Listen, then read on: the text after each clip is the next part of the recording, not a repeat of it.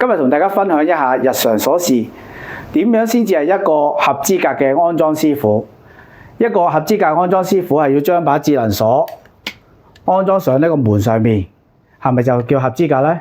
只係做到50%，因為一個安裝師傅會根據一個舊門嘅位置係點樣，而要將個新嘅鎖芯擺入個門上面，令到做出嚟咧係唔會有瑕疵嘅。亦都要睇下究竟你會用啲咩配件，邊一種配件會比較做出嚟咧係完美嘅。你會知道一個安裝師傅佢會介紹俾客人用乜嘢配件先可以做翻最靚嘅鎖。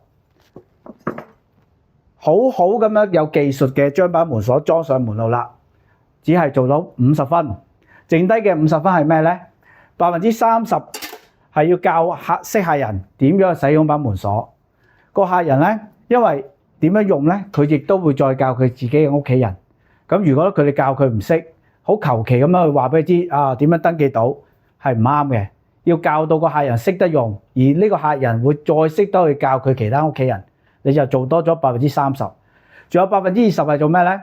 客人用咗一排之後，可能佢有啲唔知道點用啊，咩功能點樣用啊，或者出現咗咩問題，咁你個安裝師傅呢，就要對把門鎖呢係好有熟悉嘅。佢問你嘅問題，你可以答得到佢，解決到佢嘅問題，咁你就為之100%嘅安裝師傅啦。